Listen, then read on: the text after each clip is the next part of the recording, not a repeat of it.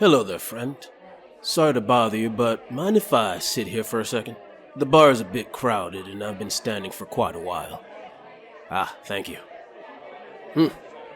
Sorry if I'm being a bit nosy, but I can't help but see your baggage. I'm gonna guess you're planning a bit of travel. Specifically, heading through the breach with all the other people contracted by the guild. That's what I thought. Tell me, what do you know of Malifaux, your future home? Nothing? I know you're desperate for cash, but heading anywhere without some knowledge of the place is just poor planning. Let me help you out a little bit. Going to Malifaux requires a bit of background knowledge, if only so a guild member doesn't spend his time exploiting you. Don't get me wrong, he will exploit you, but just not as badly. The year was 1787, and magic was dying. And as you can guess, it caused a bit of a panic. You see, magic had always been a part of our world, free for anyone with the gift to simply pull it from the air and use, whether that be Egyptian sorcerer kings of the Bronze Age, wizards with pointy hats during medieval times, or gentleman magic users of the Renaissance era. But that year, the flow of magic turned from a tide to a trickle. Magicians who had once commanded the powers of the elements could now barely shoot sparks from their hands. There were debates everywhere about what was happening. Was this some sort of divine judgment? Was it simply part of a natural cycle? Had a magician's experiment gone horribly wrong? Whatever the case, most regular people were preparing themselves for a world without magic, adapting as humans are wont to do. Unlike the layperson, however, the magicians of the world weren't as inclined to lose what made them feel special. They needed to find a way to gain their power back. It was during their research that they discovered a place teeming with magic. Another dimension that would be the answer to their prayers. The only issue was getting there. They created a makeshift city near a weak point between the dimensions and began to plan. Using complex runes, non-Euclidean geometry, and other magical terms you couldn't pronounce, they devised a grand ritual to open the walls between reality. Once they thought they had everything they needed, they began. Across this makeshift city, magicians gathered in important magical points, uniting their magical energy in a powerful burst of the arcane. Those that survived it considered it very impressive at the time. Now, no one on Earth knows what went wrong, whether there was a mistake made, a miscalculation of the power required, or that this was a sacrifice needed to breach the gate. But either way, there was an explosion that ripped the makeshift city apart and killed many lesser magicians. Of the more powerful ones, the unlucky had their abilities stripped away. The luckier ones had their own powers increased substantially, perhaps a gift from their lesser and now deceased brethren. Once the dust, smoke, and etheric storms cleared, all that was left was mangled buildings, mangled bodies, and a mangled hole in the sky. The magicians of the world call it the breach of the Great Boundary. Less pretentious people simply called it the breach. Through the breach came a cold wind that brought with it a scent that could only be described as ancient death. You'll notice it when you go across. It's said to bring a shiver down your spine. Now, normally, a breach in reality that spewed cold and death would be something you'd rather avoid. But humans are a curious bunch. If there's a path to the unknown, they are inclined to explore it, and if possible, exploit it. Now, the first explorers expected a lot of things when they crossed the breach. An endless void, an inhospitable landscape. What they found instead was an empty city.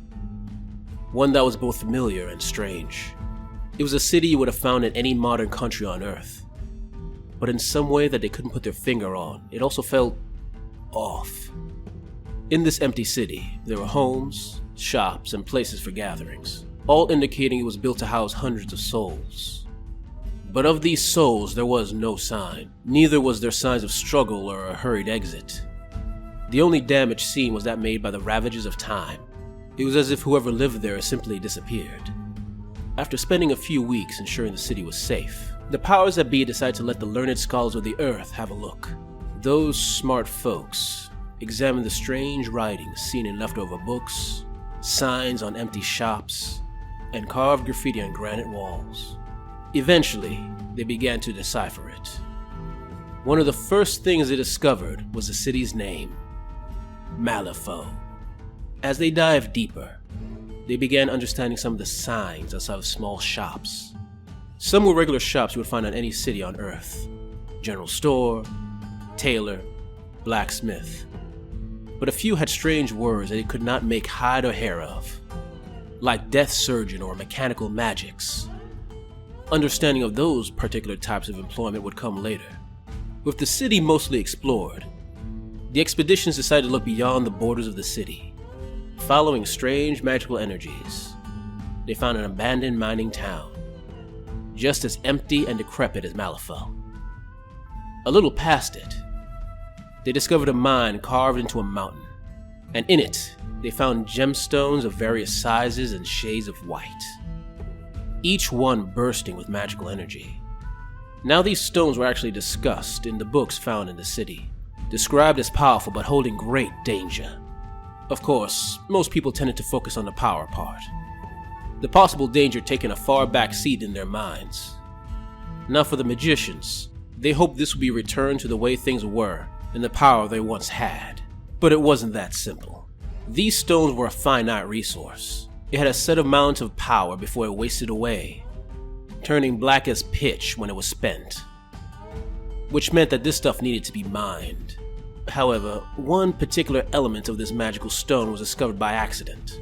You see, at some point, maybe it was an accident near a mine, or a child saying goodbye to old grandpappy, they noticed that one of those spent stones went from black to white, bursting once again with magical energy. It seemed the stones fed on the energies of death, using it to recharge itself. Noticing this ability, those who handled the stones gave them the ominous name Soulstones. After a few more months, the breach was finally open to all, and the world changed for the better, at least for a time. Many magicians moved to Malifaux, all hoping to handle these soulstones or wishing to explore the borders outside the city. And over the decade, many discoveries were made. One was when various explorers discovered ancient tombs in the surrounding forests. Many of these tombs had strange guardians who the explorers were shocked to discover were the dead, given life through magical means. Those who weren't slaughtered by these guardians discovered ancient manuscripts detailing the rituals and other magical substances necessary to use or abuse the dead, a magical discipline that, although theorized, had never been thought possible. Those magicians who focused on studying these tomes started calling themselves resurrectionists, because apparently everything needs a title. They were immediately ostracized and hunted down, forcing them to hide themselves for fear of an angry mob at the door. You see, most people find messing with the dead unseemly. Humans are fine killing other people, but using a zombie to lift your luggage is apparently hard to stomach. Other magicians focus on the strange mechanical devices that littered the city and beyond. At first seeming impossible to operate, it was discovered that they used soul stones to power them. Soon these strange magical devices made their way to use not just in Malifaux, but in the rest of the world as well. Everything from toys to more complicated machines that magicians still don't know the purpose of. Sadly, not everything was a learning experience. As people kept exploring outside the city, they began to encounter strange beings that apparently didn't appreciate being disturbed. These creatures seemed to resemble the various monsters of myth and legends, both of the ancient past and our more modern tall tales, and all were hell-bent on killing those who trespass on their territory. Called the Neverborn by those who survived encountering them, they were a constant threat to any exploration outside Malifaux. Not that it stopped people from trying anyway, because going out there provided great rewards to anyone who was willing to risk it. It was a decade of magical advancement and plenty, not only for Malifaux, but the rest of the world as well. It seemed that the world was on the cusp of something truly grand, at least until the winter of 1797. Out of nowhere, a massive blizzard hit Malifaux, blanketing the city in bitter cold and relentless snow. At around the same time, the breach began to close. Soon it became impossible to make the crossing. Worse, those Earthside could hear the sound of combat and screaming. A massive battle was happening, and they could do nothing to stop it. Eventually, before the breach finally closed, and the only thing that came through it was choking smoke and an ominous silence. A single human torso was thrown through. Carved on that poor soul's flesh was one word: ours. Now, the greatest magicians tried their best to open the breach again, studying it for years and expending valuable soul stones to get it open, to no avail. The breach was closed for good.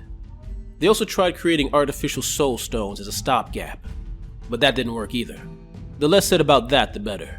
The things they experimented with for the greater good will make you throw up. Now, you seem like a smart sort. Tell me, if a portal to a seemingly infinite magic source was suddenly closed off, and that magic source suddenly became very finite, what do you think the nations of the earth would do? If you guess fight for the remaining soul stones like dogs fighting for scraps, you would be right. The wars of those times were devastating, and so many people died for even the rumor of a soul stone stash hidden away somewhere. It was in this turmoil that many of the powerful magicians who had originally opened the breach came forward. Calling themselves the Guild, they convinced the major nations to give them the power they needed to solve the problem. Desperate, people agreed. Soon, the Guild became a political force that could do what it wished to ensure the continued magical flow of the world. First, they set up guards and research stations around the closed breach, hoping to find a way to open it and be the only ones with access to it once it does. Next, they set up Soulstone powering stations at hospitals, old folks' homes, or anywhere else where people might die sooner rather than later, hoping to capture the energies of death in the most efficient way possible. Now you would think many people would have some moral questions about such a practice, and admittedly, many people voiced concerns. But the world needed soul stones, and you can't let a thing like the dignity of the dying get in the way of that. This was the way of things for quite a while. The Guild controlled the flow of soul stones, and the nations of the world went about their merry way, at least until the breach opened once again. In 1897, exactly 1 century later, to the minute, the breach opened, and, compared to the previous opening of the breach, the destruction and death was minimal. I don't think the number of dead bodies even reached a dozen. The Guild immediately prepared their forces and waited, ready to fight whatever had attacked, and possibly killed who was left behind in Malifaux over a century ago. They maintained this for about a month, but the only thing that stepped through was the same cold wind with the subtle smell of ancient death. Deciding they had waited long enough, the Guild forces stepped through the breach. In many ways, it was a repeat of what happened over a century ago. An empty city with no people in sight, living or dead. Unlike a century ago, however, the signs of combat were everywhere. Devastation caused by a gun and claw, showing a visual representation of the fight for survival. The Guild immediately began to form a beachhead in the city.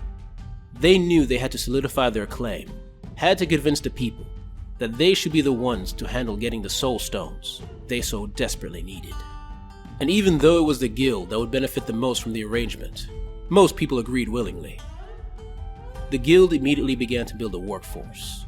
Working with various countries, they were able to gather hardened criminals and other social undesirables, offering them a chance to work off their debt to society working the mines of Malifaux, considering it was possible freedom in another dimension, or incarceration and death on Earth. Many chose the Malifaux option. Beyond that though, there were enterprising souls who hoped to make their fortunes in Malifaux, either to strike it rich and return to Earth not having to work ever again, or perhaps carve their own little niche in the city. The Guild set up contract systems with these individuals, allowing them to make their way in Malifaux, as long as they didn't mess with the flow of soul stones and shared a percentage of their profits with the Guild. To ensure that things go smoothly in the city, the Guild set up a governing body. Under the Governor General, this city government ensures the flow of soul stones, while managing the wilder aspects of the city's population. It's now been 4 years, and the current system still holds. The Governor General has kept an iron grip on the city, his guards given the authority to do whatever is necessary to ensure the continued flow of soul stones to the earth, whether that be threat of violence, incarceration, or more permanent solutions. Still, despite his authoritarian regime, his forces are stretched thin not only in Malifaux, but the smaller mining towns and rail lines beyond. Not only that, but the breach is no longer the only way into Malifaux. smaller and less stable breaches have been popping up in the city on occasion, allowing people not vetted by the guild to enter the city and cause all kinds of problems.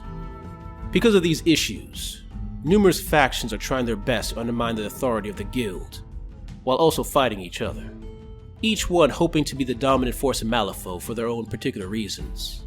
Maybe, if you're so inclined, you might decide to join one of them. Well, my back is feeling a lot better. I think I'll be heading out for a bit. Listen, I'm heading to Malifaux myself soon. If we catch each other again, perhaps I'll give you some more advice. It's the least I could do for such a kind soul. Good luck across the breach, and don't let fate grind your bones to dust. Goodbye. Hey guys, I hope you enjoyed this lore video about Malifaux. If you like it, please like, subscribe, and comment, and if you really like it, consider giving to my Patreon. With the extra money gives me the time I need to work on these stories I love. Anyway, thanks for listening, and see you next time.